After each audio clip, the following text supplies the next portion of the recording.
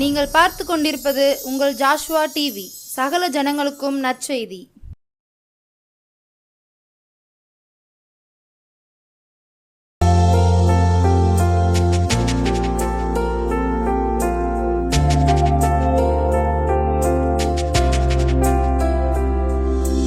இருந்தவாறு கண்களை மூடி நாம் செபிப்போம். நேசிக்கிற நல்ல தகப்பனே, இந்த நல்ல வேளையிலும் உம்முடைய நல்ல சமூகத்திலே உம்முடைய பாதத்திலே நாங்கள் வந்திருக்கிறோம் அப்பா. உம்முடைய பாதத்தில் வந்த பிள்ளைகளுக்கு நீர் கொடுக்கிற இளைப்பாறுதலும் அமைதியும் எல்லா பிள்ளைகளுடைய உள்ளங்களிலும் உண்டாக வேண்டும் என்று செபிக்கிறோம் ஐயா. இந்த வேளையிலும் கூட நீங்க எங்க கூட விசேஷித்த விதமாய் பேசுங்க ஆண்டவரே. உம்முடைய சத்தம் எங்களுடைய இருதயத்தை திறக்க வேண்டும், எங்கள் கண்களை திறக்க வேண்டும், எங்களுடைய வாழ்க்கை பயணங்கள் மாற வேண்டும் என்று ஜெபிக்கிறோம். இயேசுவின் நாமத்தில் பிதாவே, ஆமென். அன்பார்ந்த ஜாஷுவா டிவி நேயர்கள் யாவருக்கும் இயேசு கிறிஸ்துவின் இனிதான நாமத்தினாலே தேவசேனை ஜெப ஐக்கியத்தின் சார்பிலே ஜீவ வார்த்தை நேரத்திற்கு உங்களை அன்போடு கூட நாங்கள் அழைக்கிறோம். நீங்கள் சுகமாயிருப்பீர்கள் என்று கர்த்தராகி இயேசுவின் நாமத்தினாலே நான் நம்பிக்கையாய் இருக்கின்றேன். நீங்கள் ஆண்டவரோடு இன்னும் அதிகமாய் தொடர்பில் இருங்கள். ஆண்டவருடைய வேதத்தை நீங்கள் அனுதினமும் வாசியுங்கள். ஆண்டவர் உங்களை ஆசீர்வதிப்பாராக. இப்பொழுதும் ஒரு சிறிய பாடலை பாடிவிட்டு ஆண்டவருடைய வார்த்தைக்கு நேராக நாம் கடந்து செல்வோம். பக்தருடன் பாடுவேன், பரமசபை முக்தர் குளம் கூடுவேன். பக்தருடன் பாடுவேன், அன்பாலனைக்கும் அருள்நாதர் மார்பினில், அன்பாலனைக்கும் அருள்நாதன் மார்பினில் இன்பம் முகத்திரை பாருவர் கூட நான் பக்தருடன் பாடுவேன். பரமசபை முக்தர் குளம் கூடுவேன், பக்தருடன் பாடுவேன். அன்பு அழியாதல்லோ அவ்வண்ணமே அன்பர் என்பர்களும், பொன்னடி பூமானின் பூத்துயிர் பெற்றதா, பொன்னடி பூமானின் பூத்துயிர் பெற்றதா, என்னுடன் தங்குவா என்னுடைய காலமாய் பக்தருடன் பாடுவேன். இகமும் பரமும் ஒன்றே இவ்வடியார்க்கு அகமும் ஆண்டவன் அடியே. சுகமும் நல் செல்வமும் சுற்றமும் ஊற்றமும், சுகமும் நற்செல்வமும் சுற்றமும் ஊற்றமும், இகலில்லாரட்சகன் இன்ப பொற்பாதமே பக்தருடன் பாடுவேன். தாயின் தயவுடையா தமியனின் சேயன் கண்மூடுகையில், தாயின் தயவுடையா தமியனின் சேயன் கண்மூடுகையில், பாயோளி பாசும் பொன்னு பக்தர் சிந்தாமணி, பாயோளி பாசும் பொன்னு பக்தர் சிந்தாமணி, தூயா திரு பாதம் தரிசனம் தந்தருள் பக்தருடன் பாடுவேன். பக்தருடன் பாடுவேன், பக்தருடன் பாடுவேன்.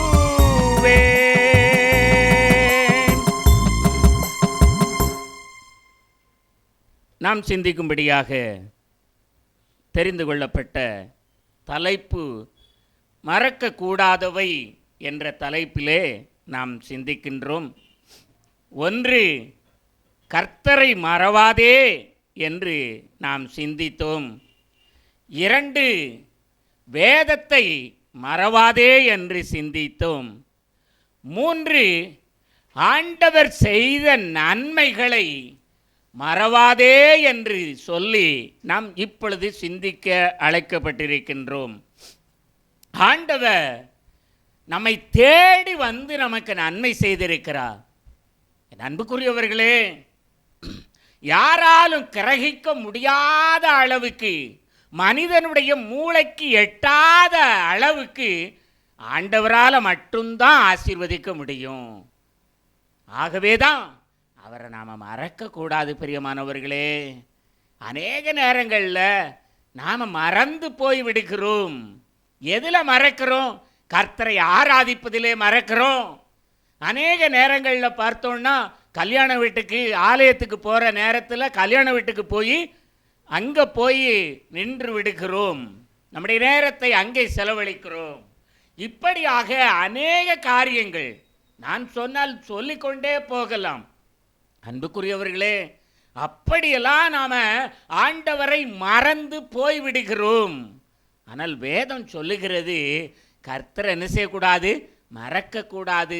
ஏன் மறக்கக்கூடாதுன்னா, நம்முடைய பரிசுத்தத்தை பார்த்து நம்மளை ஆசீர்வதிக்கலை, நம்முடைய குடும்பத்தை கோத்திரத்தை பார்த்து நம்மளை ஆசீர்வதிக்கலை, நம்முடைய திறமையை பார்த்து ஆண்டவர் நம்மை ஆசீர்வதிக்கலை, நம்முடைய ஞானத்தை பார்த்து, நம்முடைய படிப்பை பார்த்து, நம்முடைய அழகை பார்த்து நம்மளை ஆண்டவர் ஆசீர்வதிக்கலை. அவர் அன்பாய் இறங்கி வந்து என் பிள்ளை ஆசீர்வதிக்கணும்னு ஆசீர்வதித்திருக்கிறார். ஆகவே தான் ஆண்டவரை நாம் என்ன செய்யக்கூடாது? மறக்கக்கூடாது என்று நாம் சிந்திக்கின்றோம்.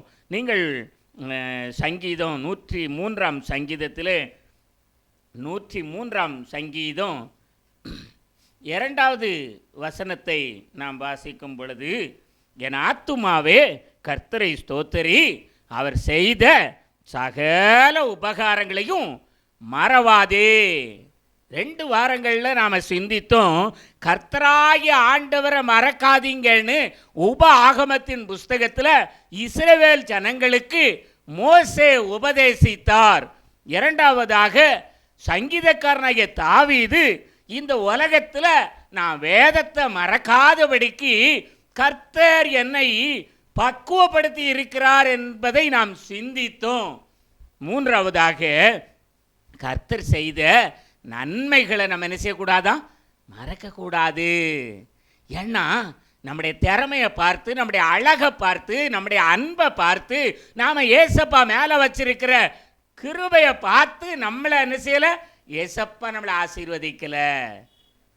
அவராய் இறங்கி வந்து, நீங்கள் எரேமியா தீர்க்கதரிசியின் புஸ்தகத்தில் அப்படின்னு நினைக்கிறேன், அங்கு வேதம் சொல்லுகிறது, நீ அழுது கொண்டிருந்தாய், நீ மனிதரால் மிதிக்கப்படக்கூடிய அளவுக்கு தெருவில் கிடந்தாய், நான் உன் பக்கத்திலே வந்து நான் உன்னை பிழைத்திரு என்று சொன்னேன், நீ பிழைத்தாய். அன்பு தேவ பிள்ளையே, இப்படித்தான் நான் இருந்த பெரியமானவர்களே. ஏசப்பா வந்து நீ பிழைத்திரு, மனுஷரால் மிதிக்கப்படத்தக்க அளவில் அவலட்சணமாயிருந்தோம், ஆண்டவர் நீ பிழைத்திரு அப்படின்னு சொன்னாரு. அப்படி பிழைத்திருக்கிறோம் பிரியமானவர்களே. ஆகவே தான் அவர் செய்த காரியங்களை நாம் மறக்கக்கூடாது. இன்றைக்கு நாம் எதை மறக்கக்கூடாது என்று பார்க்கிறோம். என் ஆத்துமாவே கர்த்தரை ஸ்தோத்தரி, அவர் செய்த சகல உபகாரங்களையும் மறவாதே. உபகாரங்கள் என்று சொன்னால் நன்மைகளை மறவாதே. ஆண்டவர் செய்த நன்மைகளை என்ன செய்யக்கூடாது? மறக்கக்கூடாது. ஆண்டவர் செய்த நன்மைகளை மறக்கக்கூடாது. ஆண்டவர் அநேக நன்மைகளை நமக்கு செய்து கொண்டே இருக்கிறார். ஒவ்வொரு நாளும் செய்கிறார். ஒவ்வொரு நாளும் நம்ம வீட்டில் நமக்கு நன்மை செய்து கொண்டே இருக்கிறார். நம்முடைய தொழிலில் செய்கிறார், நம்முடைய ஸ்தாபனத்தில் செய்கிறார், நம்முடைய ஊழியங்களில் செய்கிறார், நம்முடைய பழக்க வழக்கங்களில் ஏசப்பா நமக்கு நன்மை செய்கிறார். அப்படி நன்மை செய்யும்போது அவருடைய நன்மை என்ன செய்யக்கூடாது? மறக்கக்கூடாது. நீங்கள் வேத புஸ்தகத்திலே 2 சாமுவேலின் புஸ்தகம் 2 சாமுவேல் 9ஆம் அதிகாரத்திலே 2 சாமுவேலின் புஸ்தகத்திலே 9ஆம் அதிகாரம் 1ஆம் வசனம் முதல் அந்த அதிகாரம் முடிய உங்களுக்கு நேரம் கிடைத்தால் தியானித்து பார்த்தீங்கன்னா, அங்கு யோனத்தான் நிமித்தம் என்னால் தயவு பெறத்தக்கவன் எவனாவது சவுலின் வீட்டாரில் இன்னும் மீதியாய் இருக்கிறவன் உண்டா என்று தாவீது கேட்டான். என் அன்புக்குரியவர்களே, இங்கே என்ன காரியம் நடக்கிறதுன்னு சொன்னால், தாவீதும் யோனத்தானும் சிநேகிதர்கள், இணை பிரியாத நண்பர்கள். இப்படி இருக்கும்போது இங்கே தாவீது அவன் சொல்லுகிறான், சவுலும் யோனத்தானும் யுத்தத்திலே மரித்து போகிறார்கள். இப்படி அவனுடைய குடும்பம் முழுவதும் நாளுக்கு நாள் தேய்ந்து கொண்டு போனது, வளர்ச்சி இல்லாமல் போனது. கர்த்தருடைய வார்த்தைக்கு மதிக்காமல் அவன் கர்த்தரை நினையாமல் வாழ்ந்தபடியினால அவனுடைய குடும்பம் நாளுக்கு நாள் சரிந்து கொண்டே வந்தது. தாவீது நாளுக்கு நாள் விருத்தி அடைந்து கொண்டே வந்தான். இப்பொழுது அவன் சொல்லுகிறான், சவுலின் குடும்பத்தில் யாராவது இருக்காங்களா? அவர்களுக்கு தயை பண்ணணும். ஏன்னா கர்த்தர் எனக்கு நன்மை செய்திருக்கிறார். நான் என்னுடைய குடும்பத்தில் என்னோடு கூட உயிர் பிரியாத நண்பனை போல் இருந்த யோனத்தானுடைய குடும்பத்திற்கு நான் நன்மை செய்யணும். அன்புக்குரிய தேவ பிள்ளையே, அவன் சொல்றான், ஆண்டவர் சொல்றாரு, அவர் செய்த சகல உபகாரங்களையும் மறவாதே. இவன் சொல்றான், கர்த்தர் எனக்கு நன்மை செய்திருக்கிறார். ஆடுகளுக்கு பின்னால் அலைந்த என்ன ஒரு அரசனாய் மாற்றி இருக்கிறார். ஒருவேளை சாப்பாடு கூட சாப்பிடுவதற்கு வழி இல்லாத குடும்பத்தில் நான் வாழ்ந்து வந்தேன், காட்டிலே வாழ்ந்து வந்தேன். இப்படி வாழ்ந்து கொண்டிருக்கும் பொழுது ஆண்டவர் என்னை இன்றைக்கு அரியணையிலே உயர்த்தி வைத்திருக்கிறாரே, ஆண்டவர் எனக்கு நன்மை செய்திருக்கிறாரே. அந்த நன்மைக்கு என்னோடு வாழ்ந்த என் அன்பு சகோதரனுடைய குடும்பத்திற்கு நான் நன்மை செய்யணும் அப்படின்னு சொல்லி வேதத்தில் வாசிக்கின்றோம். அதைத்தான் தாவீது கூறுகிறார். யோனத்தானுடைய குடும்பத்தில், சவுலின் குடும்பத்தில் யோனத்தானின் நிமித்தம் யாராவது தயவு பெறுவதற்கு, தயை பெறுவதற்கு, இரக்கம் பெறுவதற்கு யாராகிலும் இருக்கிறார்களா என்று கேட்கின்றான். அப்பொழுது சீபா என்று ஒருவன் வருகின்றான். அவன் சொல்லுகிறான், சவுலின் குமாரன் ஒருவன் இருக்கிறான், அவனுக்கு நான் வேலைக்காரனாக இருக்கிறேன் என்று சொல்லுகின்றான். சீபா, என் அன்புக்குரியவர்களே, சவுலின் யோனத்தானுடைய மகனுக்கு பேரு இஸ்போசேத் என்று சொல்லப்பட்டிருக்கிறது, மேவி போசேத் என்று சொல்லப்படுகிறது. அந்த மேவி போசேத் ஒவ்வொரு நாளும் தாவீதோடு கூட அசனம் பண்ணினான், சாப்பாடு சாப்பிட்டான். எருசலேமிலே தங்கி அவன் தாவீதோடு கூட பந்தி இருந்தான் என்று வேதம் சொல்லுகிறது. அந்த அதிகாரத்திலே கடைசி வசனத்தில் வாசித்து பார்த்தீங்கன்னா இங்கே வேதம் சொல்லுகின்றது. ஏன் அப்படின்னு சொன்னால், தாவீதுக்கு அவனுடைய சிநேகிதனுடைய குடும்பங்களுக்கு ஆண்டவர் நன்மை செய்யணும் அப்படின்னு சொல்லி அங்கே பார்க்கின்றோம். இன்றைக்கு ஆண்டவர் நமக்கு நன்மை செய்திருக்கின்றார். அந்த நன்மைக்கு நாமும் நம்ம கூட வாழக்கூடிய கஷ்டப்பட்டவங்களுக்கு, இந்த கிறிஸ்மஸ் காலத்தில் அநேக கஷ்டப்பட்ட குடும்பங்களை நாம் பார்க்குறோம், அநேக கஷ்டப்பட்டவங்களை நாம் பார்க்குறோம். அவங்களுக்காக எதாகிலும் நம்ம என்ன செய்யணும். அதைத்தான் நாம் பார்க்கின்றோம். கர்த்தர் செய்த சகல உபகாரங்களையும் மறவாதே. நாம் உழைச்சி நாம் மட்டும் சாப்பிட்டா நாம் பரலோகத்துக்கு போக முடியவே முடியாது. நாம் உழைச்சி நம்ம மட்டும் சாப்பிட்டால் பரலோகத்துக்கு போக முடியவே முடியாது. ஆண்டவர் நமக்கு கொடுக்கிற வருமானத்தில் நம்மால் முடிந்ததை ஆலயத்துக்கு கொடுக்கணும், ஊழியங்களுக்கு கொடுக்கணும், கஷ்டப்பட்டவங்களுக்கு கொடுக்கணும். இப்படி கொடுக்கும் போது தான் கர்த்தருடைய ஆசீர்வாதம் நம்முடைய வாழ்க்கையில் உண்டாகும் பிரியமானவர்களே.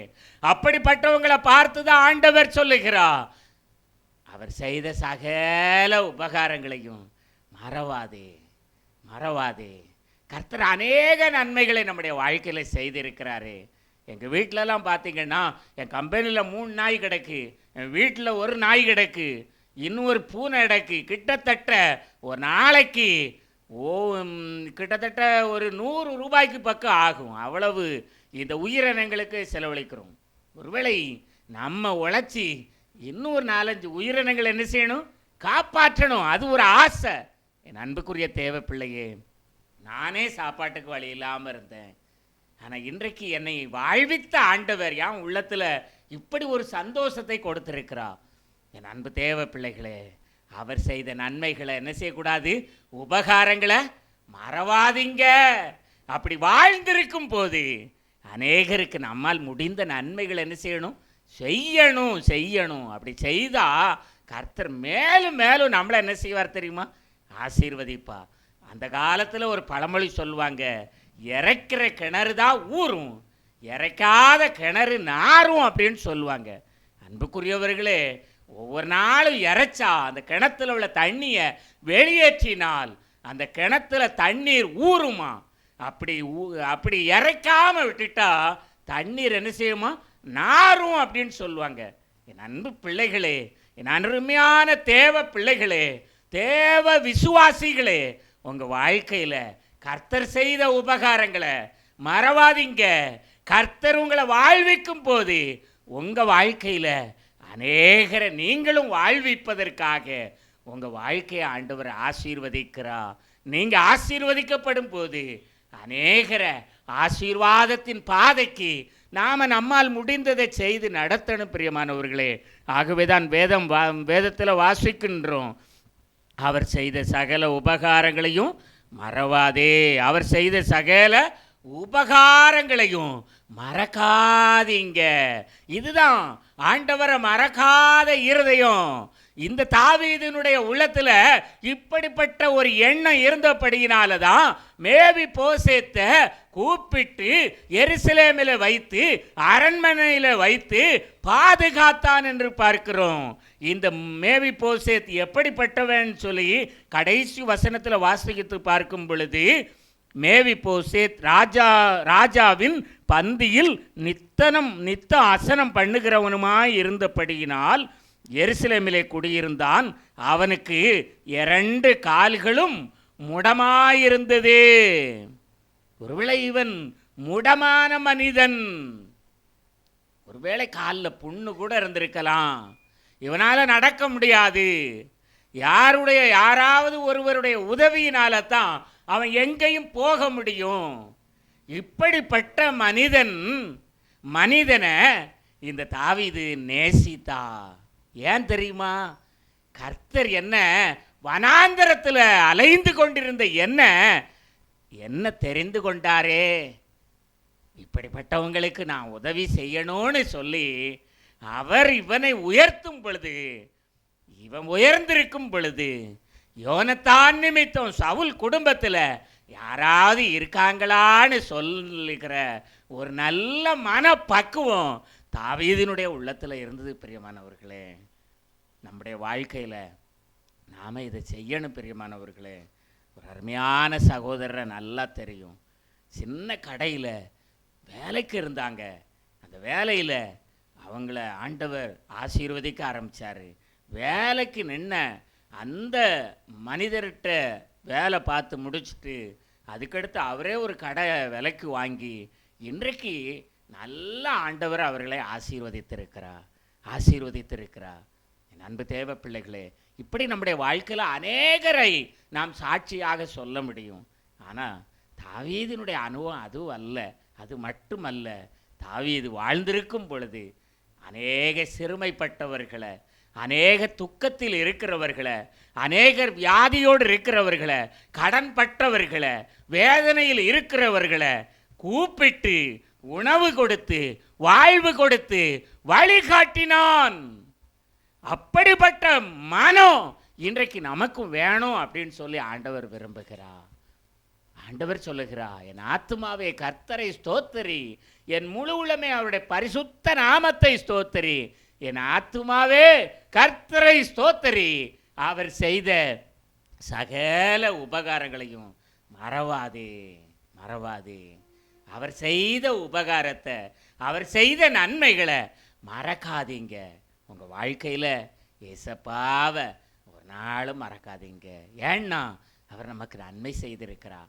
அவர் நன்மை செய்யலைன்னா நான் உயிரோடு இருக்க முடியாது. ஒருவேளை நீங்கள் உங்களை யோசித்து பார்த்துக்கங்க. இப்படிப்பட்ட ஒரு அழிவின் குழிக்குள்ள வாழ்ந்து கொண்டிருந்த நான் ஒரு மூடத்தனமான வாழ்க்கை வாழ்ந்து வந்தேன். ஆனால் இன்றைக்கு ஆண்டவர் என்னை தெளிவான பாதைக்கு அழைத்து வந்திருக்கிறார். இப்படி அழைத்து வந்ததுனால தான் உங்களுக்கு ஒரு சின்ன யோசனையை சொல்லும்படி கூட இந்த ஜோசுவா டிவி மூலமாக என்னை அழைத்து வந்திருக்கிறார். என் அன்புக்குரியவர்களே, கர்த்தர் செய்த உபகாரங்களை நான் மறக்கலை. பிரியமானவர்களே, நீங்களும் மறக்காமல் இருக்கணும் அப்படின்னு சொல்லி தான் ஆண்டவர் இன்றைக்கு விருப்பமாக இருக்கிறார். அந்த ஆண்டவர் கரங்களில் நம்மை ஒப்பு கொடுப்போமா? நம்மை ஒப்பு கொடுக்க ஆண்டவர் நம்மை ஆசீர்வதிப்பா. இருந்தவாறு தலைகளை தாழ்த்தி கண்களை மூடி கர்த்தருடைய சமூகத்தில், இயேசப்பா உங்களுடைய உபகாரங்களை நான் மறக்கக்கூடாது ஆண்டவரே அப்படின்னு சொல்லி ஜெபம் பண்ணுவோமா? நேசிக்கிற அன்பு ஆண்டவரே, இந்த நல்ல வேளையிலும் ஐயா உங்களுடைய நல்ல முகத்தை பார்க்கவும், உங்களுடைய வார்த்தையை கேட்கவும் கர்த்தர் எங்களுக்கு கிருபை பாராட்டுனீங்கப்பா. ஆண்டவரே, அவர் செய்த சகல உபகாரங்களையும் மறவாதேன்னு சொன்னீங்கப்பா. தாவீதினுடைய உள்ளத்துல அப்படி உயர்ந்திருக்கும் பொழுது அநேகரை வாழ்வித்தார் என்று பார்க்கிறோம் ஐயா. அப்படி நாங்களும் ஆண்டவரே நீர் செய்த நன்மைகளை மற்றவங்களுக்கும் கொடுக்க, மற்றவங்களையும் வாழ வைக்க, மற்றவங்களையும் தகுதிப்படுத்த கர்த்தர் எங்களுக்கு கிருபை பாராட்டுங்கப்பா, வழி நடத்துங்கப்பா. இந்த வார்த்தையை கேட்கிற பார்க்கிற எல்லா பிள்ளைகளுடைய உள்ளங்களிலும் ஐயா இன்றைக்கு பிறந்தருள வேண்டும் என்று செபிக்கிறோம் ஐயா. இந்த வேத வார்த்தைகளை வாசிக்க வேண்டும் என்று ஐயா அந்த பிள்ளைகளுடைய உள்ளங்கள்ல இந்த நல்ல வேத வார்த்தைகள் முளைக்க வேண்டும் ஐயா. அது பூக்கணும் ஐயா, அது கதிர்விடணும் ஐயா, அது பலன் கொடுக்கணும் ஐயா, அது களஞ்சியத்தில் வந்து சேரணும் ஆண்டவரே. அப்படிப்பட்ட கிருபைகளை கொடுத்தருளும் ஐயா. எங்களை தாழ்த்துகிறோம் ஆண்டவரே. நாங்கள் ஒரு பொருட்டல்ல கர்த்தாவே, உடைய இரக்கத்தை நம்பி வாழ்ந்து ஓடுகிறோம். எங்கள் மேல் கிருபையாயிரும். இயேசுவின் நாமத்தில் ஜெபிக்கிறோம் நல்ல பிதாவே. ஆமென், ஆமென்.